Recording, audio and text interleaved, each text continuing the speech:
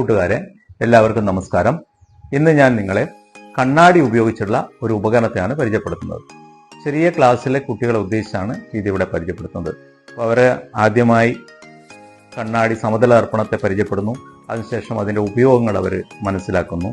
അവിടെ പെരിസ്കോപ്പ് നിർമ്മാണത്തെക്കുറിച്ച് പറയുന്നുണ്ട്. പെരിസ്കോപ്പിൻ്റെ ഉപയോഗവും അതിൻ്റെ നിർമ്മാണവും. അപ്പോൾ നമ്മൾ സാധാരണ കാണുന്ന പെരിസ്കോപ്പിൻ്റെ ഉള്ളിൽ എന്താണ് നടക്കുന്നതെന്ന് കുറച്ചുകൂടി വ്യക്തമായി മനസ്സിലാക്കാൻ വേണ്ടിയുള്ള ഒരു പരീക്ഷണമാണ് ഞാൻ ഇന്നിവിടെ കാണിക്കുന്നത്. അതിനുവേണ്ടി ഒരു ചെറിയൊരു ഉപകരണവും ഇവിടെ വെച്ചിരിക്കുകയാണ്. അപ്പോൾ ഇവിടെ സ്റ്റാൻഡിൽ ഇതുപോലെ ഒരു പെരിസ്കോപ്പിന്റെ മാതൃകയുണ്ട്. പക്ഷേ മുകൾ ഭാഗം കവർ ചെയ്യാതാണ് ഇത് നിർമ്മിച്ചിരിക്കുന്നത്. കാരണം ഇത് തീർത്തും അതിനുള്ളിലെ പ്രവർത്തനം മനസ്സിലാക്കാൻ ഉദ്ദേശിച്ചുകൊണ്ടാണ് ഇങ്ങനെ ഒരു ഉപകരണം നിർമ്മിച്ചിട്ടുള്ളത്. സാധാരണയായി നമുക്ക് അതിൻ്റെ ഉള്ളിലൂടെ പ്രകാശം കടന്നു പോകുന്നത് എങ്ങനെയാണെന്ന് നമുക്ക് മനസ്സിലാക്കാൻ പറ്റില്ല, കാരണം അത് കവർ ചെയ്തിട്ടുണ്ടാവും. പക്ഷേ ഈ പെരിസ്കോപ്പിൽ ആ രീതിയിലല്ല ഉള്ളത്. പെരിസ്കോപ്പ് നിർമ്മാണം നമുക്കറിയാം.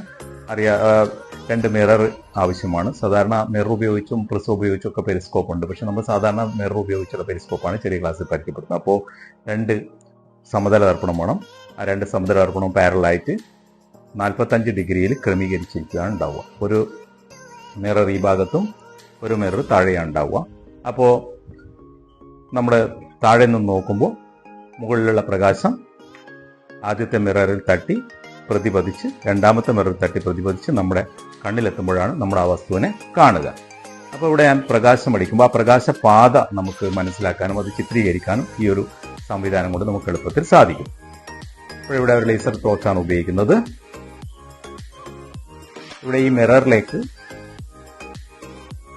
പ്രകാശം അടിക്കുമ്പോൾ ഇവിടെ നമുക്ക് ആ പ്രകാശം എത്തുന്നത് കാണാൻ പറ്റും.